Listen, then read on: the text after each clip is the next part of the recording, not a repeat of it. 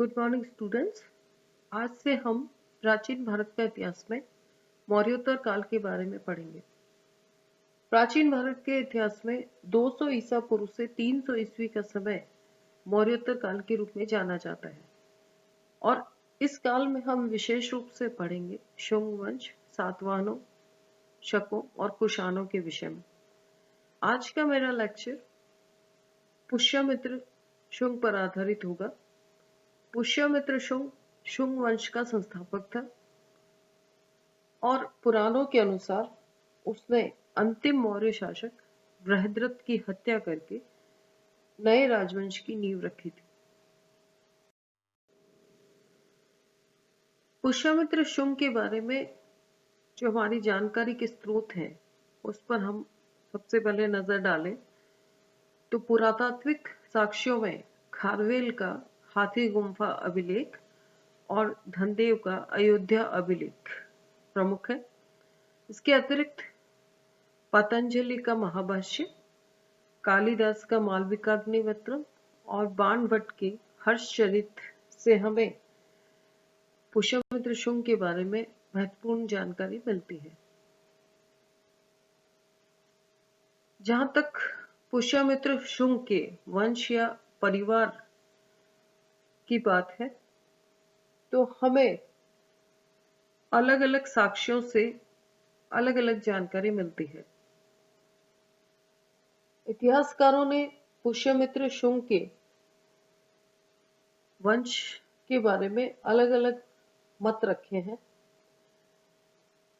दिव्यावदान नामक बौद्ध ग्रंथ में कहा गया है कि पुष्यमित्र ने यद्यपि मौर्य साम्राज्य को नष्ट किया तथापि वो स्वयं भी मौर्य वंशी था, लेकिन इतिहासकार इस बात को स्वीकार नहीं करते हैं क्योंकि यदि वह मौर्य वंश का होता तो उसे साम्राज्य का विनाशक नहीं कहा जा सकता।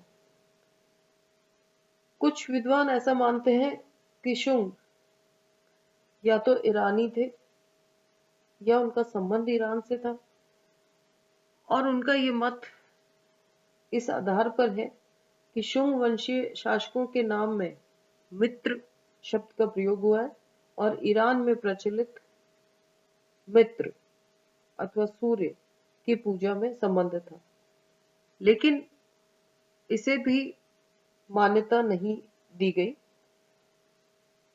काशी प्रसाद जायसवाल ने यह मत व्यक्त किया है कि पुष्यमित्र मौर्य वंश के राजपुरोहित का पुत्र था और अशोक की धार्मिक नीति से नाराज होकर राजपुरोहित और उनके वंशज धार्मिक कार्यों से अलग हो गए और उन्होंने सेना में नौकरी कर ली और पुष्यमित्र भी बाद में सेनापति बन गए। अतः शुंग ब्राह्मण थे। पाणिनि ने उन्हें भारद्वाज गोत्रीय ब्राह्मण बताया है। तिब्बती इतिहासकार तारानाथ ने भी शुंगों को ब्राह्मण कहा है। उन्होंने पुष्यमित्र को ब्राह्मण राजा कहा है और आधुनिक युग के अधिकांश इतिहासकार भी शुंगों को ब्राह्मण मानते हैं और ऐसा कहा जाता है कि क्योंकि शुंगों की वैदिक धर्म के प्रति अनुरक्ति थी और बौद्धों के प्रति विरक्ति थी, तो यह स्वाभाविक है कि शुंग ब्राह्मणी थे और इन्होंने ब्राह्मण धर्म का पुनरुत्थान किया। पुष्यमित्र शुंग ने 185 ईसा पूर्व से 148 ईसा पूर्व तक शासन किया और उसने उत्तर मौर्य के काल में गिरती हुई राज सत्ता के गौरव को पुनः स्थापित करने का प्रयास किया। सभी साक्ष्यों में पुष्यमित्र शुंग को सेनानी अथवा सेनापति की उपाधि दी गई है। उसके आरंभिक जीवन के बारे में बहुत अधिक जानकारी प्राप्त नहीं होती है और इतना पता चलता है कि वह अंतिम मौर्य शासक बृहद्रथ का सेनापति था। पुराणों के अनुसार उसने 36 वर्ष तक शासन किया। शासन स्थापना के पश्चात पुष्यमित्र शुंग ने विघटित मौर्य साम्राज्य के एक बड़े भूभाग को फिर से एकता के सूत्र में बांधा। उसकी राजधानी पाटलिपुत्र थी और उसने कौशल, वत्स और अवंती पर फिर से अपना अधिकार स्थापित किया। उसने अपने पुत्र अग्निमित्र को विदिशा का प्रांतीय शासक नियुक्त किया। मालविका अग्निमित्रम से हमें पुष्यमित्र शुंग के शासनकाल में विदर्भ युद्ध की जानकारी मिलती है। विदर्भ का आधुनिक नाम बरार है और मालविका अग्निमित्रम के अनुसार विदर्भ का शासक यज्ञसेन था।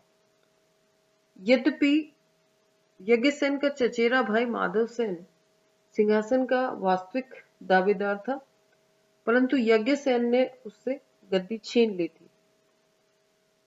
यज्ञसेन का एक संबंधी मौर्य दरबार में मंत्री था और जैसे ही यज्ञसेन शासक बना, पुष्यमित्र ने इसे बंदी बना लिया। माधवसेन पुष्यमित्र के पुत्र अग्निमित्र का मित्र था और जब माधवसेन अग्निमित्र से मिलने विदिशा की तरफ जा रहा था, उस समय यज्ञसेन के एक सैनिक ने उसे गिरफ्तार कर लिया।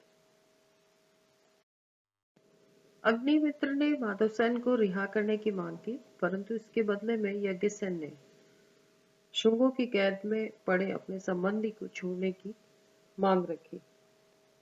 ऐसी स्थिति में अग्निमित्र ने अपने सेनापति वीरसेन को विदर्भ पर आक्रमण करने का आदेश दिया। युद्ध में यज्ञसेन पराजित हुआ, माधवसेन को रिहा कर दिया गया और बाद में विदर्भ का राज्य माधवसेन और यज्ञसेन में विभाजित कर दिया गया। दोनों राज्यों की सीमा वर्धा नदी निश्चित की गई और दोनों ही शासकों ने पुष्यमित्र को अपना अधिपति स्वीकार कर लिया।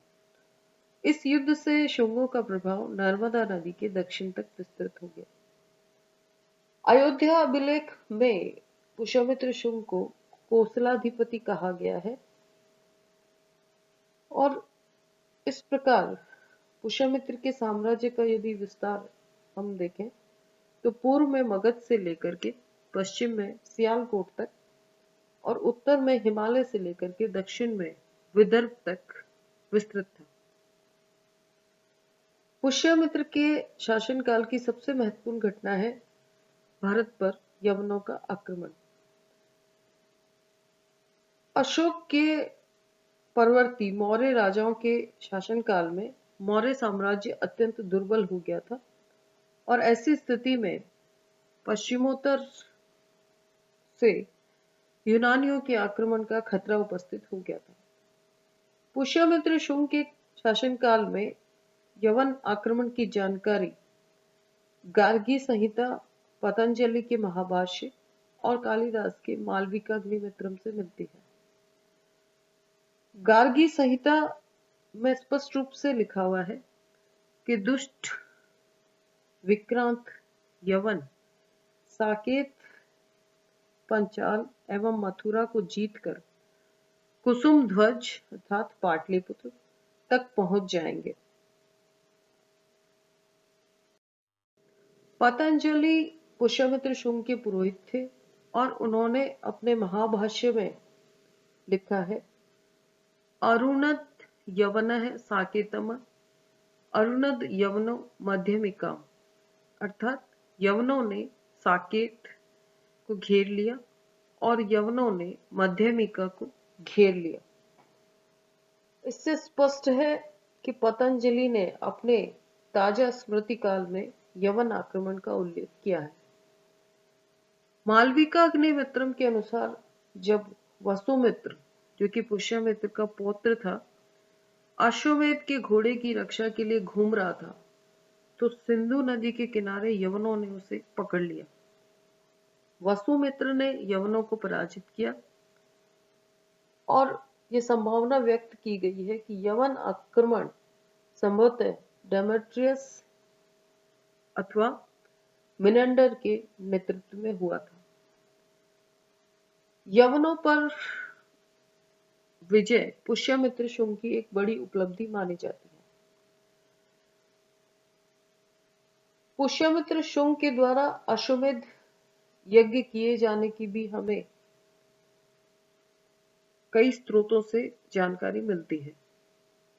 पतंजलि के महाभाष्य, हरिवंश पुराण, अयोध्या अभिलेख से हमें पुष्यमित्र शुंग के अश्वमेध यज्ञ की जानकारी मिलती है। महाभाष्य से पता चलता है कि पुष्यमित्र के अश्वमेध यज्ञ में पतंजलि ने ऋत्विज का कार्य किया था। उन्होंने महाभाष्य में लिखा है, यहां हम पुष्यमित्र का यज्ञ कराते हैं। अयोध्या अभिलेख में पुष्यमित्र द्वारा 2 अश्वमेध यज्ञ करवाए जाने का उल्लेख मिलता है। कालिदास के मालविकाग्निमित्रम में पुष्यमित्र के द्वारा अश्वमेध का घोड़ा छोड़ने का उल्लेख मिलता है और इसकी रक्षा का भार पुष्यमित्र के पौत्र वसुमित्र पर था। तो ऐसा प्रतीत होता है कि पुष्यमित्र ने 2 अश्वमेध यज्ञ किए थे। पहला यज्ञ उसने अपने राज्याभिषेक के पश्चात किया और दूसरा संभवतः यवनों को पराजित करने के पश्चात किया था। पुष्यमित्र के प्रशासन के बारे में यद्यपि बहुत अधिक जानकारी नहीं मिलती है, परंतु पतंजलि और कालिदास की रचनाओं से प्रशासन के एक महत्वपूर्ण भाग परिषद या मंत्री परिषद के विषय में सूचना मिलती है। वायु पुराण के अनुसार पुष्यमित्र ने अपना राज्य अपने 8 पुत्रों में विभाजित कर दिया था, जो राज्य के विभिन्न भागों पर सम्राट के प्रतिनिधि के रूप में शासन करते थे। ऐसी संभावना व्यक्त की जाती है कि पुष्यमित्र ने मूल रूप में मौर्य प्रशासनिक संरचना को ही बनाए रखा और सेना के संगठन पर विशेष ध्यान दिया, क्योंकि उस समय में हिंद यूनानियों का दबाव पश्चिमोत्तर सीमा क्षेत्र पर बढ़ता जा रहा था। पुष्यमित्र ने शासक बनने के बाद भी कोई विशिष्ट पदवी धारण नहीं की थी। उसकी उपाधि सेनानी या सेनापति ही बनी रही थी। पुष्यमित्र शुंग के धर्म के बारे में भी हमें कुछ सूचनाएं मिलती है और पुष्यमित्र शुंग को बौद्ध साहित्य में बौद्ध धर्म का विरोधी और बौद्ध धर्म के अनुयायियों का उत्पीड़न करने वाला बताया है। दिव्यावदान के अनुसार उसने बौद्ध विहारों को नष्ट करवाया और भिक्षुओं की हत्या करवाई। ऐसा कहा जाता है कि पुष्यमित्र ने यह घोषणा करवाई कि प्रत्येक बौद्ध सिर के बदले में वह 100 स्वर्ण मुद्राएं देगा। साकल का प्रसिद्ध बौद्ध विहार भी उसी ने नष्ट करवाया था। तारानाथ ने भी कहा है कि पुष्यमित्र ने बौद्धों पर अत्याचार किए और उनके मठों को नष्ट करवा दिया, और इस आधार पर रेप्सन ने पुष्यमित्र को बौद्ध धर्म का उत्पीड़क माना है। परंतु सभी इतिहासकार इस बात से सहमत नहीं है। विदिशा के पास भरूच और सांची के स्तूप और वेदिकाओं के रूप में प्राप्त बौद्ध स्मारक शुंग काल के हैं। तो शुंग शासकों पर और मुख्य रूप से पुष्यमित्र शुंग पर धार्मिक कट्टरता का आरोप लगाना उचित नहीं प्रतीत होता है। इतिहासकारों ने यह मत व्यक्त किया है कि हो सकता है कि बौद्धों के प्रति पुष्यमित्र के विरोध का कारण राजनीतिक रहा। वह स्वयं ब्राह्मण था, जबकि मौर्य शासकों का झुकाव बौद्धों की तरफ था, और उसके शासक बनने के पश्चात पश्चिमोत्तर भारत के बौद्धों ने संभवतः यूनानियों को सहयोग दिया और इसी कारण से उनको दंडित करने के लिए उसने उनका दमन किया। यदि वह धार्मिक कारण से प्रेरित होकर के ऐसा विरोध करता तो उसके अपने गृह राज्य के पास के बौद्ध केंद्रों को वह पहले नष्ट करता, परंतु ऐसा नहीं हुआ। तो इस प्रकार से पुष्यमित्र शुंग को बौद्ध धर्म का उत्पीड़क कहना उचित प्रतीत नहीं होता। और इस प्रकार पुष्यमित्र शुंग की इन सभी उपलब्धियों पर नजर डालने के पश्चात हम ये कह सकते हैं कि मौर्योत्तर काल में जबकि राज सत्ता में गिरावट आ रही थी, उस समय उसे रोकने का सफल प्रयास पुष्यमित्र शुंग ने किया और उसने भारत के इतिहास में पहली बार ब्राह्मण राजवंश की नींव रखी। उसने मौर्य साम्राज्य के विघटन के पश्चात पुनः राजनीतिक एकीकरण और स्थायित्व कायम करने का प्रयास किया। उसने एक ऐसे सुदृढ़ राज्य की स्थापना की जो उसकी मृत्यु के पश्चात भी अर्ध शताब्दी तक अस्तित्व में रहा। शुंग वंश का पूर्ण राज्यकाल 112 वर्ष का माना जाता है।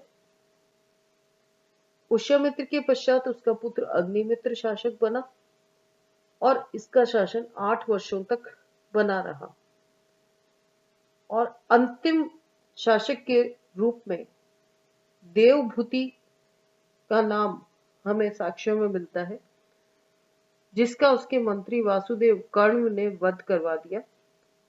और यह घटना 72 ईसा पूर्व की मिलती है और इस प्रकार शुंग वंश का अंत हो गया।